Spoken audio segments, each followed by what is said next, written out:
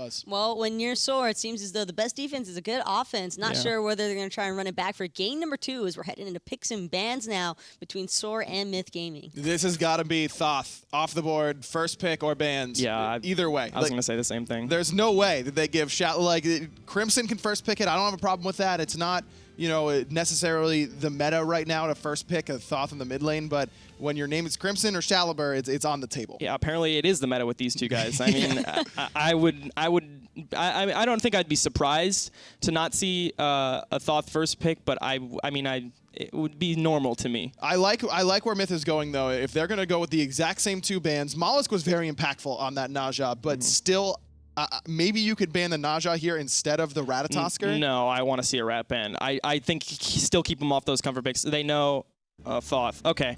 I thought if Myth is first pick, so their first pick, I thought they should have first picked Thoth and ban Rat, but if they want to get Thoth off the table, that's up to them. They could always first pick the Rat. I mean, it's a pressure jungler. Yeah, Jumpahhh can play Rat. That's not one of his best gods, but every jungler can play Ratatoskr. Yeah, so it's Rat. Yeah, it's not that hard. I wouldn't be surprised to see that. You said that. You said the RDO was actually a favorable pick for Jumpahhh. Outside of that, for Myth, since it's clear they want to put a little bit more emphasis onto Shalibur with that Thoth ban, do you think he's going to play something hyper aggressive? He loves Nem, so I don't think I'd be surprised to see a Nem first 3 picks, maybe third pick. Right. When he doesn't play RDO against us, he plays Circuit and Nem. He'll play Thor too, and he'll play Rat, just like any jungler. But I think he'll reside on the Nem this game. Could be Nem. If I'm Myth here in this first pick, I might be considering taking Hu Yi away from Mr. White. Said it's going to be the AMC, and that wasn't Keegs. picked or banned last game, but this is a big pick for Keegs. Keegs is a big fan of the AMC. That pressure that he gets in lane, the only other god that can fight Kern kind of has similar pressure, and so does Izanami, but Keegs loves to just get those solo kills with the Stinger. He's got a good bug. Oh, yeah, I can imagine, because Keegs, before Conquest and all that stuff, or outside of Conquest, I should say, absolutely loves the dual realm. He does, yeah. He is an absolute beast when it comes to these hunters, so it's a perfect pick, I think, because if there's one thing that Mr. White has been actually trying to do with Keegs, it's box him, so give Keegs a god that he doesn't have to take a whole lot of chances with. So that I think Medi would want to play Kuzenbo this game, maybe against that guy. There's the Rat pick, take it away from Mollusk.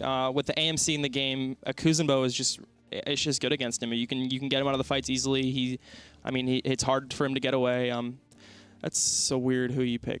Yeah, don't necessarily need to take it here with Myth already selecting their hunter, but they could go for the put double it mid. Right, yeah, exactly. They could put AMC mid. I don't think they would have done that, but SoaR's just trying to be safe with that. Inbound loves his Geb. That's a good pick. Interesting that Bellona's picked this early on for Delnyy, who actually did have a pretty decent game last time around, but don't know if they necessarily needed to take it there. Now, if I'm Myth, I'm a little worried that SoaR might just take away mid laners, and that's exactly where they're heading with that Nox. Or Nox, yeah. Nox is a really good ban there. It's good against Raijin. It's good against Ratatoskr. Yeah, I like that. I think that Myth need to ban Odin in their 3rd and 4th picks bans, because every single god that they have right now is going to get trapped, and no doubt. Yeah, good looks there by Myth. And now SoaR should probably take away the Soul from Crimson. That's one of his other premier gods that you would expect them to ban, and that's exactly where they go. I'm expecting a Scylla from Crimson this game. He usually resides on that when he can't get his Nox or his Thoth. Yeah, well, so he would play Raijin, but since Raijin is picked, I think that's what he'll go. And with the Geb setup, he can definitely get a lot of damage off on that one.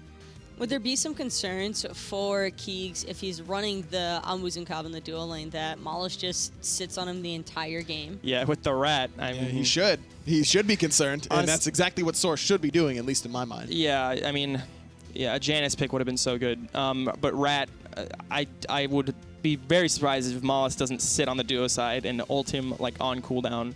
That's why Hui is a great pick against AMC, because he forces beads in the ult. He has to beads, and then a Rat ult, if he hits the ult, he's dead. Yeah. It's really hard for Keegs to get away from that. I know his positioning can be a little aggressive sometimes too, so he'll have to play passive this game. I really like this Xing Chen ban from Myth. Xing Chen has been the pick that has dominated not only this LAN so far, but Super Regionals last week as well on the PC side of things. Love this Xing Chen ban. Put JacobTask on something else, because Task did a great job last game game. I mean, he felt unkillable. He was doing plenty of damage. He was setting up for his teammates. That's a really smart ban. And Jelly, from like the player perspective, what all makes Xingtian just seem so favorable to pick? Well, with Xingtian, with me, our team loves Xingtian. We've been playing it for years. With me, I think the fight can seem like you're about to lose, and you're like could be going the wrong way. Your ADC could be getting low, and then Xingtian comes in and throws like 3 people at you, and you're like, oh my god, easy kills. It just makes everything simplified kind of, and he's also really hard to kill in the solo lane off of ganks. Sobek here for SoaR. Could be that. This seems like a flex pick to me. Could be going to Medieval, definitely. but that almost feels more like a JacobTask god. I mean, Sobek is similar to Xingtian, honestly, Right. in the solo lane, in the way that it makes it hard to kill him off of ganks. He can turn the team fight a lot. I know Task can definitely play Sobek, but Medi loves it too, and the Awilix. Interesting. You've got this knock-up setup with Geb, and Hu Yi obviously could have some trouble there, but it's a pretty risky pick here with the Hebo in the mid lane. Crimson, is this a god that's in his wheelhouse? I don't know. I mean, it's Hebo, so I mean, I could play Hebo, but I haven't seen him pull that out too much against us. I know he can play it. He's played it a couple games. With the knock-up, Awilix and Geb make it really easy for Awilix to use his ult. I don't know, though. It feels as though this team comp for Myth is rooted around the mentality that Awilix has to get the early lead here. Yeah, completely, and that's going to be tough against a Ratatoskr, who is pound for pound probably the best early game assassin right now. Yeah. Just so hard to fight in the early stages. It depends on who they put in the solo lane. If they put Sobek in the solo lane, they can get the clear, and they do. So they can fight that with Bellona Awilix against the Sobek. They can get that pressure.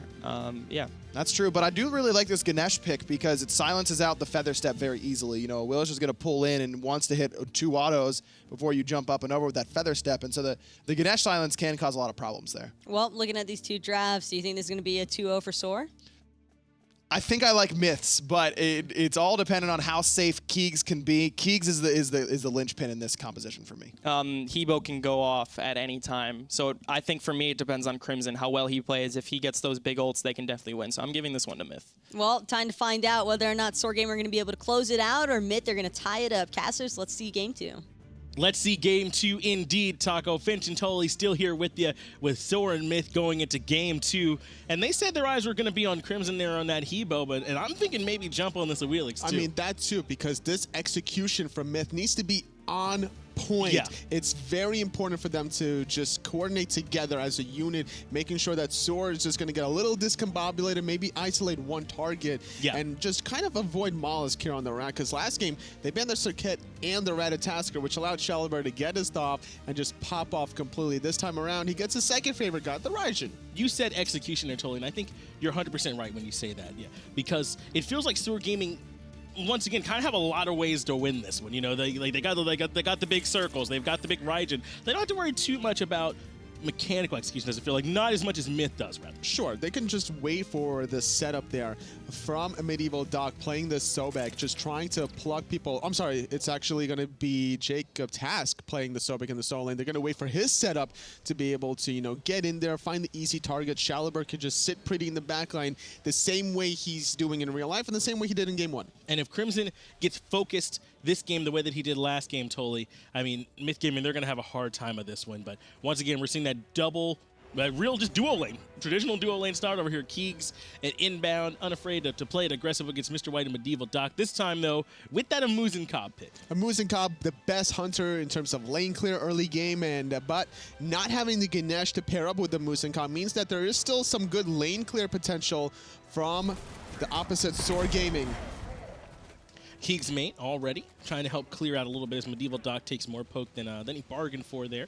Actually, the clear, though, in favor of SoaR Gaming. They're already coming over and doing an invade here on the speed buff, but in response, Myth Gaming are up top trying to take their enemy speed. So it looks like this will be a wash. Just a little bit of a wash here, and the beneficiary factor is Crimson getting some solo farm in that mid lane. Now, he is going to miss some gold under that tower, but more importantly, he's going to get that solo experience.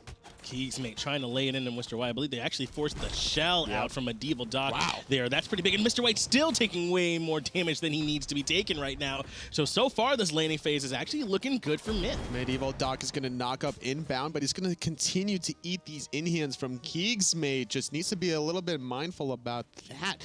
There still is one more multi-potion for Inbound to sit in this laning phase, and KeegsMate opted to go for his Hive instead of the Honey that could pair really well by throwing those bees. Inbound's chosen to go with the Blink here. He's looking to try and set up likely those initiations. How do you feel about that Relic? Was that something you got to do on Geb for initiating, or how do you feel about it? As Inbound actually gets locked down, and Mr. White's here. The problem is he didn't have the there. Sitting at level 2, he got the lane clear mechanic, he got the dash, but he didn't have the disruption.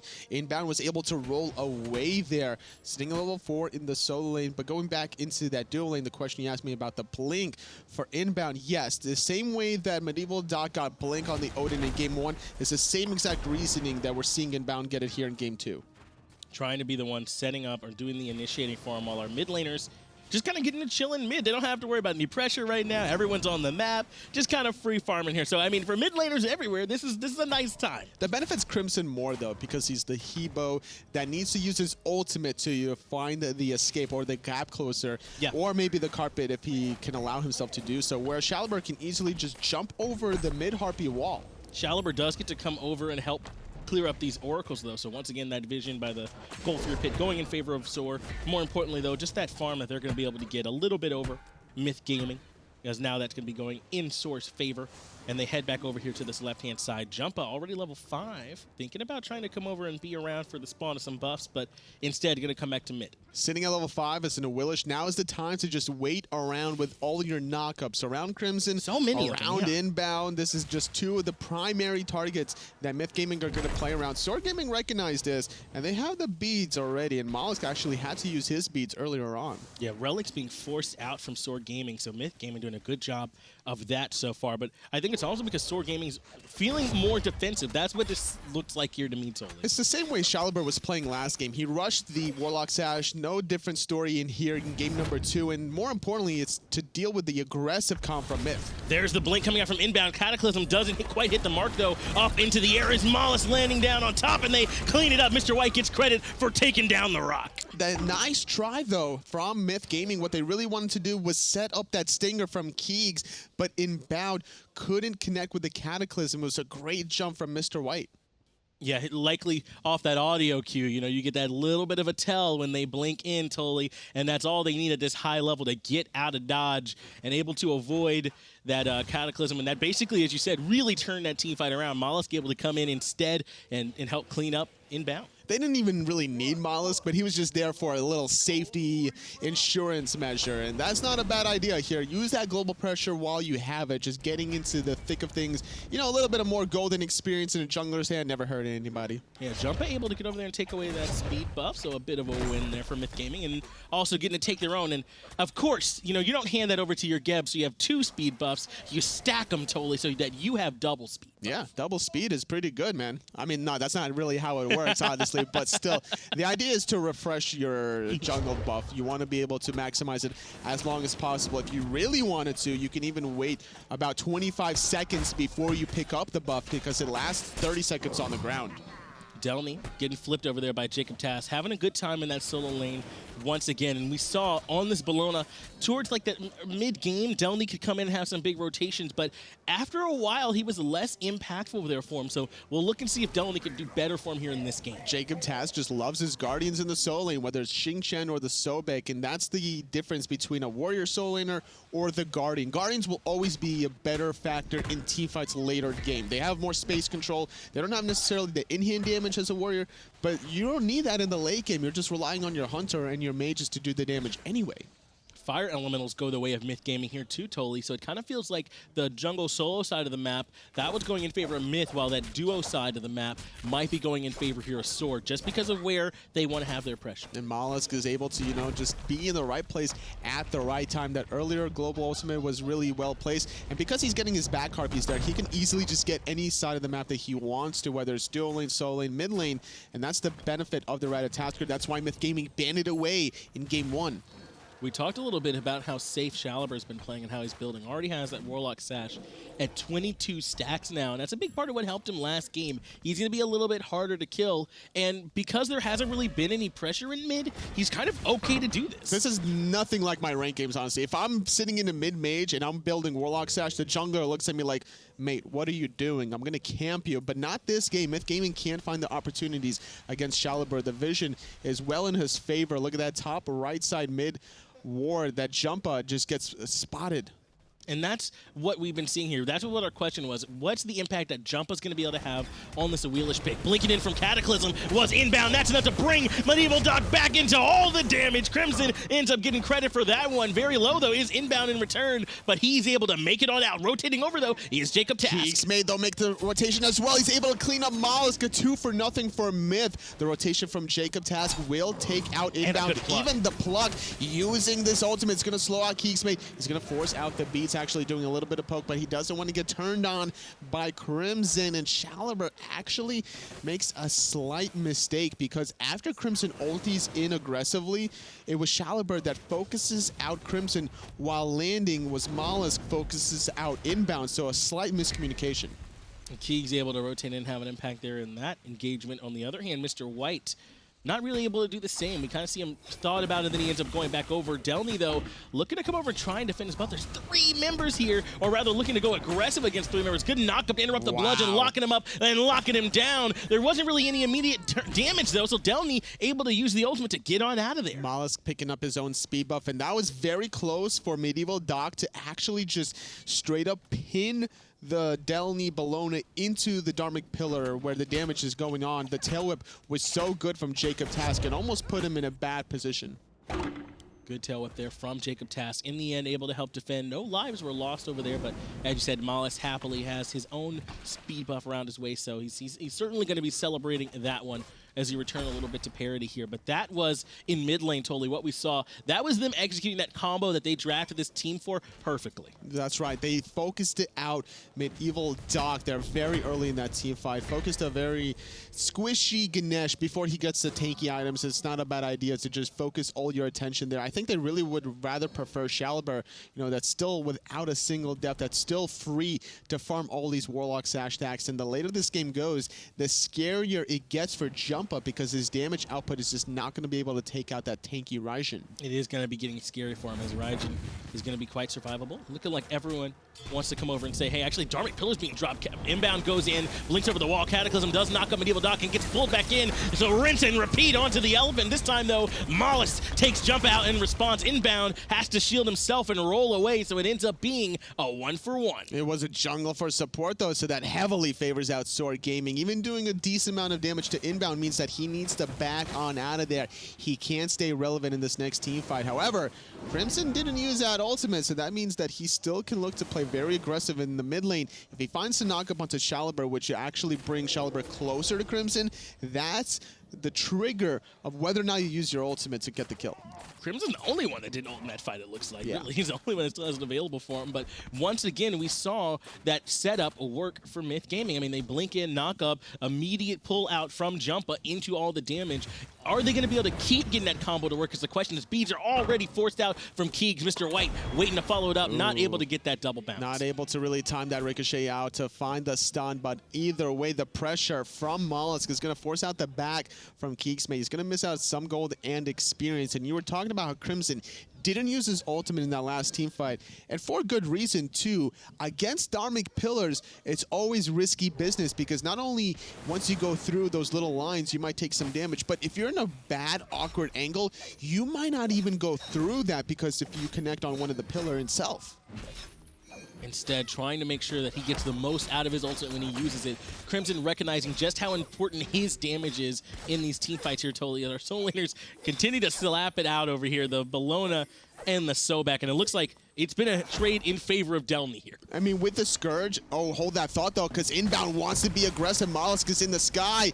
He's going to focus out a target. It's actually going to be on Crimson. Shalibur's able to get away. But now up on the Taiko drums, trying to finish Crimson off, and he does! Ends up pulling back in TheMedievalDoc, but it wasn't the combo they were looking for. 1 for 0 so far in favor of SoaR. Keegs makes the rotation, but not able to make the impact. A great position by Shalibur, able to escape under his own tier 1 mid tower. Keegs feeling very aggressive. He actually tried to catch out somebody rotating from that mid lane, but great vision is going to prevent that one. Over here fighting over the speed buff are Delnyy and Mollusk. He got it. So, Delnyy stole it. Take it away and ends up going in favor of Myth there. But that time, it felt like the Inbound might have gone in maybe a little bit before Jumpahhh was prepared for it. Talk to me about a little bit what happened there, Totally. Well, it seems to me, hold on, I thought though, in the solo lane, JacobTask taking advantage of the speed buff invade from Delnyy, almost taking out that tier 1 tower, but in that last team fight, yeah, Jumpahhh found a great pull onto one, but yet again, this rotation, Mollusk getting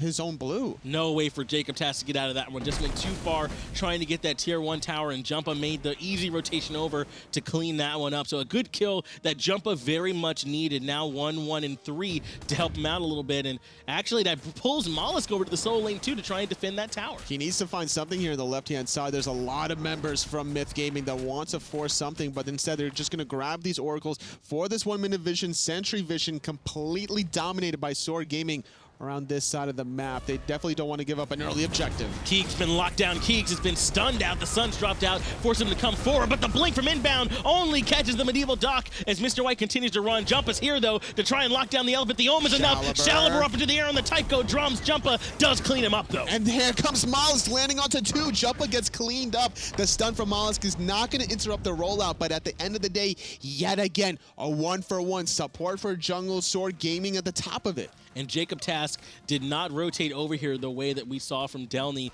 who's all the way on this side of the map. Instead, proxy farming. Oh, man, what a play. And look at how aggressively he's doing it. Normally, when you see a proxying, it's between tier 1 and tier 2. But no, JacobTask wants to do it between the tier 2 and the Phoenix. This gives him plenty of time to now back after clearing the wave and then rotate towards the Gold Fury. He doesn't even need to use the teleport. And that I'm thinking that's got to be a favor of JacobTask. I mean, Myth didn't get much on the left-hand side, and Jacob got all that farm over there totally. It's always one of those risky balance acts that you have to do as a solo laner. It's like, all right, well, if I make this rotation, is the team fight still going to be lasting by the time I do it? And then on the second hand is, if the enemy solo laner doesn't make the rotation, what is he getting off of it? Is my speed and blue coming up? Okay. Is my tower going to be in danger? These are all things you have to keep in mind off of your checklist. JacobTask, though, is now coming back over to the solo lane. Like you said, he had plenty of time by going in and getting a couple waves proxied, so now he's able to return over. That tier 1 tower on that side is in their advantage now. If they fight over there, it'll be a little bit harder for Myth to get back to safety, as in the mid lane we do see a bit of a grouping, but no one looking to fight just yet, even though Gold Fury is up. Gold Fury team fight should favor out SoaR Gaming because of this double Guardian composition. JacobTask and MedievalDoc having huge amounts of control. Now, Delnyy can easily dive that backline, you know, scourging Mr. White to disarm him from the Hu Yi, but all Mr. White really has to do is use that ultimate to zone. Mr. White already taking way too much damage here in this trade against Keegs, but he's got Mollusk rotating over. Keegs looking for the 1v2 right now, but Mr. White has to return. That's big. Keegs defends up against it. Inbound now blinks in, and Cataclysms on the Mollusk. Forces the double beats, but here comes MedievalDoc. He's going to be able to throw out the Dominic Pillars. He doesn't want to commit to the dash quite yet because every other rotation is happening from Myth Gaming. Slight miscommunication from SoaR, you know, just too much baiting from Mr. White. He got too low before Mollusk even got there, and then a slight mistake of not even connecting on that rat drop. Yeah, that's huge. Keegs gives up nothing there. In that defense, even picks his Stinger back up, I believe, and forces the two of them back. That's why we see Myth positioning so aggressively, looking to take away this red buff. Mollusk is here, but Mollusk appears to only be level 12. Gonna have a hard time trying to fight it out as he knocks up Inbound. Inbound is so low, and he gets taken out. No Cataclysm to save his life. Crimson is still in the backline. Keegs needs to be be mindful about his positioning as well. The rest of SoaR Gaming, they want to make this rotation happen. Good knock-up. The Actually damage! means that Mollusk is in a lot of trouble. It's just way too much water for the Rat. Crimson takes down that one. Now Keegs trying to pump damage into MedievalDoc, but SoaR immediately call for the disengage. Gets some free damage on the Jumpahhh, though, who is going to heal back up a little bit off those mid camps, but that was a good fight for SoaR. Crimson just drowned the Ratatoskr, just no possible survival whatsoever. And Myth Gaming, you know, they find a response kill this time for themselves. Normally it's been the support for jungler in SoaR's favor, not finding the pluck rather, but the attempt was there from JacobTask. Chalibur, if he was in position, could do a lot of damage here, but the problem here is he doesn't have his optimal damage spike. SoaR Gaming are going for these team fights before he's truly online. He's only sitting on Warlock Sash, almost fully stacked, Pen Boots, and not even complete Book of Thoth. At this point, we're still before the point where Chalibur is going to really be hurting these team fights. He wants to get that penetration online, then he'll really be ready to take down any target that they're able to lock down on the side of SoaR Gaming. But Myth Gaming, they were looking, I think, to get something off the back of that engagement onto Keegs, totally. And, I mean, what happened? Did they just stick around too long? I mean, how did Inbound get picked so easily? He didn't have his Cataclysm available. He used it to kind of save out KeegsMate the left-hand side of the map, and that's why it was so easy to take out this get. Without that CC immunity around the red buff, everyone from SoaR collapsed on him very effectively, and I think that Myth Gaming could have easily pulled the Gold Fury instead. They had, you know, all their ultimates still available to kind of, you know, win this team fight and pull them into a little vacuum space. But if you're fighting around the red buff, there's just too many avenues you have to worry about. Yeah, it felt like too big of a commitment on too small of an objective. I mean, best case scenario, they steal the red there totally. So, I mean, I'm not too sure. JacobTask, though, is continuing to duke it out with Delnyy over here in the solo lane. Despite Delnyy being up ahead, JacobTask still having big impacts for him on this Sobek. With the Sobek, you have your sustain from the Sickening Strike. You also have Stone of Gaia for the just HP 5 regen, and then, you know, percentage of your max health anyway. So JacobTask wants to sit in this lane and bully out Delnyy if possible, but at the flip side, Delnyy has some sustain of himself between that Stone of Gaia and the Scourge. This time he does land on top of KeegsMate, does Moss. MedievalDoc is here as well. They forced out the beads already. The Geb Shield from Inbound enough to keep him alive for the moment. Sunbreaker, but the Geb Shield lets him survive so much damage. Inbound trading his life to keep the bee alive. Chalibur gets credit for that one. KeegsMate is just so low. He can only be an unfortunate spectator under his own tier 1 tower. Jumpahh's here, though, able to jump away, though, chasing him down with the Aegis, but now it's going to be turnaround onto Jumpahhh. Jumpahh's the one now that might be in trouble, able to live just to barely get away, but JacobTask is here. He goes for the lurking in the waters. He is lurking, and he does find him, but he has to give up his own life. But now the rest of his team is already on the Gold Fury. And Crimson doesn't have his ultimate to steal this Gold Fury. In the backline is Delvig, Eagles rallying, Gold Fury still leash the blink. Myth Gaming, Crimson steals it. Crimson comes in because MedievalDoc keeps it pulled in. Delnyy takes down Mr. White, and now he's going to continue to push on the Chalibur. There's an elephant behind him, but I don't think Delnyy really cares. Drops the hammer down on top of him, and he continues to push under the tier 2 tower. He wants the kill. He's trying to find it, and he isn't able to get it. Getting away is Chalibur. He's able to keep his solo laner and the mid laner alive a little bit longer. MedievalDoc doing work there. Chalibur surviving by the skin of his teeth. And what a play earlier, though, by Crimson. Yes. Blinking to keep his team alive, making sure that the Gold Fury wouldn't go to SoaR's hands, and now it's a 3,000 gold lead for Myth as they get this Portal Demon. And that's a really big fight. You can see that sharp spike there on that gold chart when we had it up. That's when things finally went back in favor of Myth Gaming. But I have to ask you, MedievalDoc, even with Delnyy there, kind of solo keeps that Gold Fury leashed. What was the plan that they were trying to go with SoaR Gaming over there on that side? As Cataclysm gets forced out, and by Inbound, Jumpahhh actually pulls JacobTask back in. Trying to find the escape. He will do so successfully. Need to respect those Dharmic pillars. And you were asking me why that Gold Fury was still leashed for so long on the left-hand side, and simply because they forced out Crimson's ultimate, but because of how far away he was from the Gold Fury, they calculated the damage that they had, but they didn't put into the calculation the blink. Going in this time with the blink is Inbound, knocking up 2. Actually forces it through the Cosmos to come out from Mollusk, and he'll just back off. So once again, Myth Gaming are the aggressors now that they've gotten a little bit of a lead, in SoaR are having to play back. Crimson still here trying to find the knockups. He has his ultimate available, and even with the level 16 and 14 Guardians, they have to concede this tower. They're not tanky against this level 16 Habwa. Chalibur very low in mid lane off some of the pressure from Jumpahhh, able to get away, but now now Myth Gaming regrouping and looking like they might want to try and push down this tier 1 tower here in mid. There's not really anyone around, at least for the moment, to try and slow it down, but instead they're looking to see if there's anything they can invade, but sadly, there's really nothing up. Mr. White, though, might be in trouble if Jumpahhh comes around the back. Totally. That's what it seems like completely. KeegsMate is baiting himself out a little bit. The tower dive has started, but the teleport by JacobTask is going to be able to keep it up for the moment.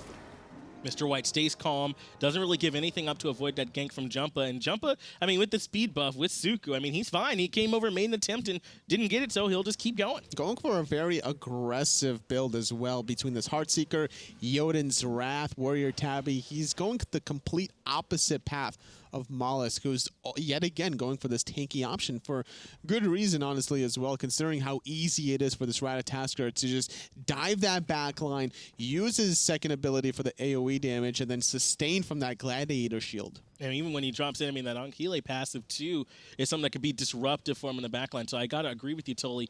You already said Jumpahhh in the late game might have a little bit harder time bursting people the later that this game goes on as some of these tanks come online. Well, the tankier presence and the setup from Mollusk, that's going to keep being relevant. Especially if Mollusk is going to dive into Crimson. You were talking about that Ankhile passive, and the way that works is it's just going to disrupt the combo potential. Crimson, any Hebo player is just, relying on that 3-4 combination between the knock-up into the ult, or even just poke between the knock-up into the water hands, and that's going to be disrupted if the Rat's nearby. Inbound, blinked in, Shalibur already half health, has to go into the Taiko drums. Delnyy is here on the backline. Delnyy takes down Shalibur in the backline. Mollusk has to go up onto the tree to try and get away. MedievalDoc is alone, staring down 4 members. JacobTask on his way, though, but he's going to meet the welcoming committee. He dashes back in, misses, and Delnyy just laughs at him. Delnyy just showing off the true solo lane mentality. He's like, all right, you missed your pluck, have at it a little bit. Zoning out Mr. White, though, under that tier 2 towers. Crimson makes this rotation back in,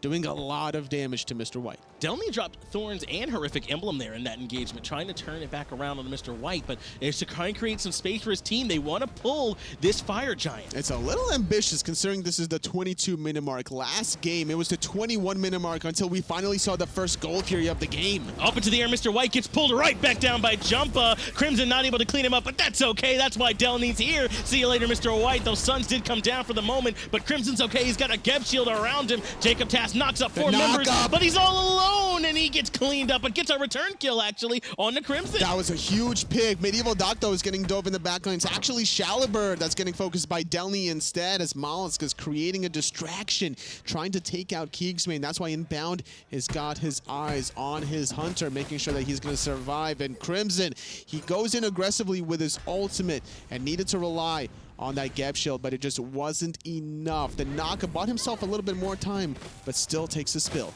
Through the Cosmos comes out from Mollusk. He just kind of crashes down over there by the Fire Giant. Doesn't really get anything out of that one as KeegsMate continues to solo this Gold Fury. Myth going for the safer call. Keegs didn't have the mana or necessarily the health to tank up that Fire Giant. Without the DPS from Crimson, it was very unlikely that Myth would go for the Fire Giant safely, rather, right? So Mollusk calculates this out. He's like, all right, if they're going for Fire Giant, surely I'm going to stop this. But SoaR couldn't find any option here as Myth Gaming go for the safer, guaranteed play. And this doesn't feel like the grouped up clean play that we just saw from SoaR last game to me here, Totally. Instead, it feels like Myth are kind of spreading them out a little bit more. Talk to me about what Myth's success that they've been seeing here in this game so far. It's been the higher level from KeegsMate that's been doing a lot of damage, and more importantly, the damage from Crimson, man. Like, that steal at the Gold Fury was just big. So crucial. And then they got Portal Demon after the fact. The mage damage compared to the Soul that he played in the last game is just hand in hand. You could tell the difference.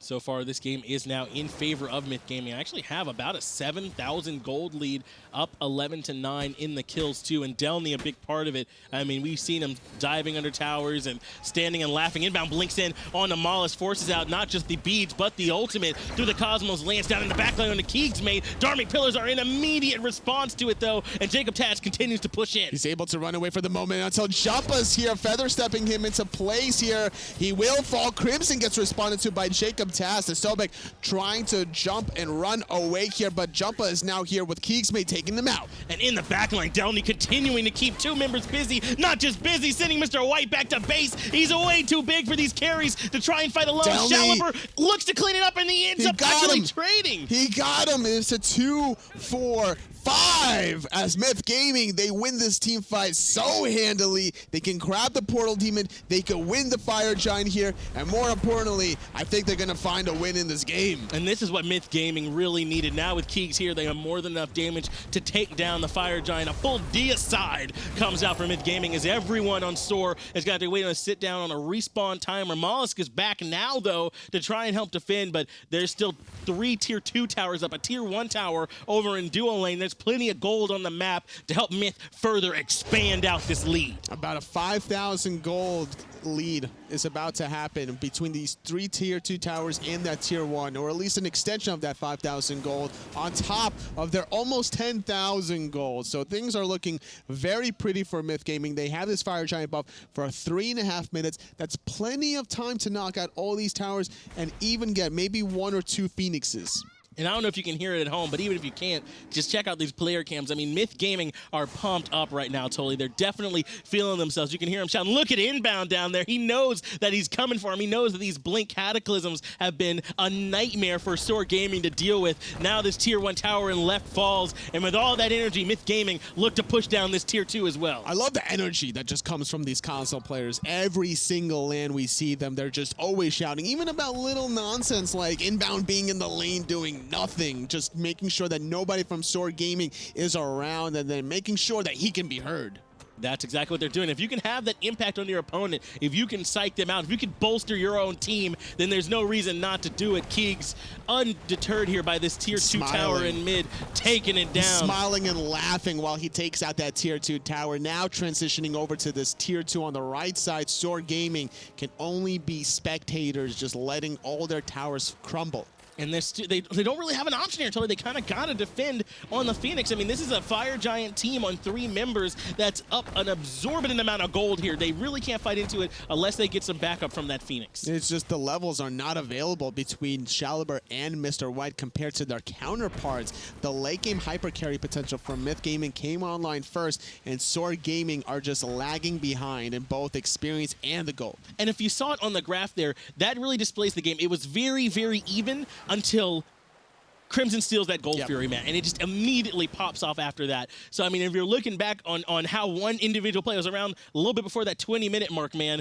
that individual play really turned the game on its head, totally. Because that was about a 2,500 gold swing, because that would have been 1,250 gold for SoaR Gaming, but instead that goes for Myth Gaming, so then they get the Portal Demon after the fact, getting even more gold, and then SoaR Gaming just couldn't respond in kind. All these attempts from Mollusk diving KeegsMate in the duel lane have just been unsuccessful because the counter rotations by Myth Gaming, Inbowned keeping his Hunter alive with a Geb shield, Jumpahhh coming in with a hot cleanup. Myth Gaming have been at the right place at the right time, and they're looking for the split. Right now pushing down this duo lane side to get this duo lane Phoenix are Myth Gaming. All 4 members are here while Jumpahhh goes into the mid lane to try and help push that wave up a little bit. Delnyy already going in, and you can hear him. He's confident right now. He's been confident all game long, 5-1-4 on the Bellona. It seems that Myth Gaming are now wanting to commit to this left side Phoenix while they're waiting for Jumpahhh, though, to split push the mid a little bit, could easily isolate a target. He does have Blink on this Awilix, so he can easily get in here and maybe go on Shaliber. And blinking in his Inbound, gets the Cataclysm on the MedievalDoc, who immediately gets pulled back in. Mollusk is up in the air, landing back to slow down KeegsMate, but he gets blown up immediately, as does MedievalDoc. 2 quick kills go the way of Myth Gaming. Over the top comes Delnyy, looking for Shaliber. Shaliber trying to fight. Shaliber with the Aegis, enough to force Delnyy back for the moment. Keegs takes down JacobTask, and Delnyy continues to zone him away. It's still going to be a 5-on-2 for Myth Gaming. Shaliber throwing some shots over the wall. Delnyy needs to be careful about his health pool, but that's 2 Phoenixes dead. Oh, a nice knock-up, actually, forcing out the beads and the escape from SoaR under their own title. Those are 2 Phoenixes that Myth Gaming has just secured for themselves, and now they're going for the 3rd and final one. This right side Phoenix, the only bastion of defense for SoaR Gaming right now. They're trying to slow down Jump over here on the left, but it's not enough. I mean, the Phoenix is already at half health. Everyone is very low, so they do have to be careful, and particularly Crimson is in danger. 2 members just respawned, so SoaR Gaming are not done just yet. In fact, they're continuing to push in aggressively. A good blink by Crimson, making sure he wasn't going to get hit by that Chain Lightning and Raijin combination. KeegsMate is forced to give up that tier or the Phoenix on the right side of the map, but Myth Gaming got what they wanted originally. They got the 2 Phoenixes, and they're going to spend all this gold in hand, and more importantly, they're not going to set up for the 2nd and final Fire Giant respawning in 10 seconds. And Inbound has been huge for them this game, Totally, on this Geb. The Blink Cataclysm knock-up combination, it couldn't be easier for Jumpahhh to get priority targets with that Awilix ultimate, and they blow him up right away, but it feels like it's coming off Inbound's initiation. Sitting at 6, 3, and 10 on this Awilix, almost a part of 100% of the kills here, and yes, the setup that he's had is very similar to the way SoaR had so much setup playing the Thought, and it's just been a complete polar opposite. Jumpahhh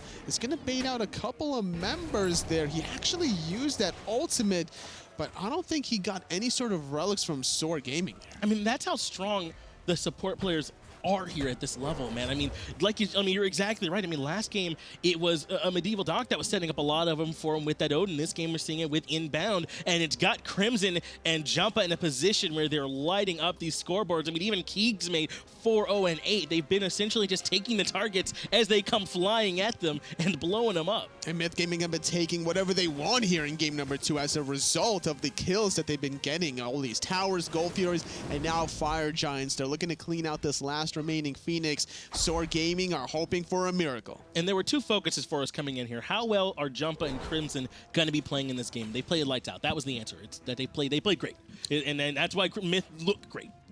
Middle jungle synergy, that's what it's all about here in Smite. As Inbound blinks again, yet again, forcing out the early beats from SoaR. Mollusk, though, was trying to do the same thing on the backhand side, but he gets plucked and he gets absolutely destroyed. No way for the backline to come in and help. Delnyy continuing to pressure underneath the Phoenix. SoaR trying to lock him down. Dharmic Pillars going to help out too. They're trying to take Delnyy, but he's continuing to 1v3 in the backline, and Crimson comes through, gets a double kill on the SoaR and Mr. White, throwing JacobTask and MedievalDoc back into their own fountain. Right side Phoenix has fallen. Only the Titan remains as Myth Gaming continue to push. The pluck yet again. Jumpahhh finding MedievalDoc. Crimson credited with that kill. There's only one. Scratch that. Nobody remaining from SoaR Gaming. Myth Gaming coming in with the hot deicide and getting themselves a split. A full deicide there at the end to line it up for you, and you said it perfectly, Totally. The split. This whole weekend has felt like it's been so even between these teams. Any team can win. Any game can pop off at any time. That's why you got to watch every single match, Totally. That's so true. This group is just getting closer and closer here. Myth Gaming, though, are still on the top of the group currently because of that 2-0 victory that they had against Kaz yesterday. I think they're the only 2-0 we've had this whole tournament, in fact, so far has gone to Myth. So you're right. They're sitting up at the top, and that's what's so important, because with this bracket, getting a 2-0 is 3 points, actually. That's huge, because you only get 1 when you split. And considering that these groups of 4, these 2 groups of 4, that only 2 per group is going to make HRX, this is do or die now. Every game from here on out is going to be more important than the last. Well, let's go ahead and get it over there to the desk where Taco Aggro can break it down. Thank you so much, Finch. And I mean, what a turnaround, really, from Myth Gaming in that secondary match. I mean, they fell early in the first one. Wasn't really any way for them to come back into it. But game number 2, they just amped it up. For me, the turnaround point is that it's very even, and SoaR try and gank duo lane, and they blow everything to try and kill Keegs, and he somehow wiggles out of there. You got to give credits to Inbound, Bobby, the support. He sacrifices himself, as any good support should, Jelly, and gets Keegs out, and then that means that SoaR can't do Gold Fury, and it started to turn their way. It's also, Delnyy got to do whatever he wanted in that game, because SoaR, again, delays his penetration really, really long, and this Bellona was just literally unkillable. Yeah, there was a fight. I think you were talking about it. They pushed up, and then they came back to Gold Fury when I think like Mollusk died or something near red, and then Delnyy came in and just 1v3'd them, and then a blink Hebo over the wall stole the Gold Fury, and that was like a 3,000 gold swing, and that is credited to this guy on the Bellona here, kind of doing whatever he wanted. He got super far ahead and just ran at the other team. Like that fight at the end when they dove the Phoenix, he took like 8 ticks of the Ganesha and did not die. It was insane how far ahead he was. And that's exactly what you have to do against Guardians in the solo lane, is just get ahead and be the guy and carry the team fights, and that's really what Delnyy did for Myth. There was just no one on this team who could even come close to touching him. I mean, Mr. White stepped up, then Delnyy would just utilize his sword and shield of that first ability, absorbing a lot of damage, plus the Nemean line as well. It's just like the anti-hunter god. Exactly, and that's why it's Shalibur's job to kill him, to use some penetration and kill him. And when you delay your Obsidian Shard until 24 minutes, then you just don't do that. Yeah, Aggro's not very happy about that build. Yet again, penetration is the most important mage stat. It's the most important hunter stat or assassin stat. It doesn't matter. It's the most important stat, and to delay it that long just makes no sense. He should not have done that. It was bad. Well, I mean, he got away with it in game number 1. I think that's the reason why he felt so confident, felt as though I can do this again, game number 2, have it work out just the same, except this time he had to deal with a Bellona, and Delnyy was not about it. He wasn't letting anything go through, wasn't letting anything happen. Jumpahhh as well, I think, was also staying on top of Shalibur, so really heavy punish from Myth, which I think you have to do in these circumstances. Absolutely. I mean, you can't afford to get 2-0 in that spot. SoaR looked really good in game 1, just like they did yesterday, and then fell apart again in game 2. If I'm SoaR, I'm telling Mollusk to like scale it to 80 in game 1, so he still has some left in the tank for game 2, because he's always real loud game 1. He was screaming on 1-for-1s. I'm like, there's no, I don't know. It's always a lot of fun. They were screaming about popping Magi's blessings. I mean, at one point, Inbound even said, "I love you, Mollusk." Like, it wasn't even an insult. Inbound screamed, "I got 50 gold" after he cleared a ward in like the late game. I'm like, oh, it is like yelling at the opposition. I love that though. That kind of energy that Inbound brings. We were talking about it out there. The other 4 players aren't really loud. You'll hear some screaming from some of them, but Inbound was, I mean, you could see him in the cam. He was like, it was great, and that kind of energy helped them a lot in that second game. I would have to agree with you on that one. I do feel as though Inbound kind of encouraging his team, especially through those rough spots. As soon as Crimson stole the Gold Fury, it was immediately turn up for Myth, and the entire rest of game number 2, they just made sure to really let SoaR know every single little thing. I mean, you need that guy screaming because it just gets the energy around your team so boosted, and then everybody's kind of just working together. Everybody's making call-outs, and communication is probably key at LANs. Absolutely. I mean, that's what separates the good teams from the great ones, is how well you can, stay hype, but at the same time, get your point across and get your communications right. And, of course, I mean, Myth were able to secure game number 2, and we actually have Jumpahhh standing by here for an interview. That's right. We got the interview here with Finch with Jumpahhh after coming off a big win there for Myth Gaming. So I got to ask you here, while it's all still fresh on our mind, tell me, what were those comms like when Crimson blinks in and he gets that Gold Fury steal?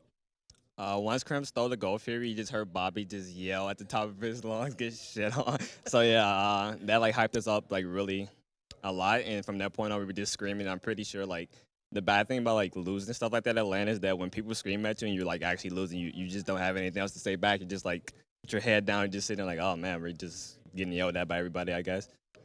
And that was, and you're right, it was a hype play. We could all hear, we could see Inbound down there in those comms just popping off. I mean, what's that like to have that presence on your team? That guy who's not afraid to get loud, to get hype for your team. It's good to have that type of person on your team because like it's funny at the same time. Like just hearing Bobby say stuff like that. So like obviously the game's a series there at LAN, but like it's great to just have a breather, laugh at it sometimes during mid game to just like relax and just take it step by step, I guess.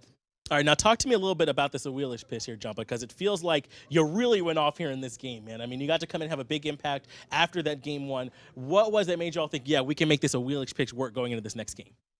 Like going from game 1 to game 2, SoaR like used every cooldown on tanks. I play RDO jungle the first game, so like, okay. So Bobby's gonna blink in, they're gonna beat or like something's gonna knock him up. They're obviously gonna use every ability on him because he's looking right at them, but we're gonna like pull him into Crim who's playing Hebo. So then Crim's like free casting the entire game as Hebo because they're dropping every cooldown on Bobby, so that was just the plan.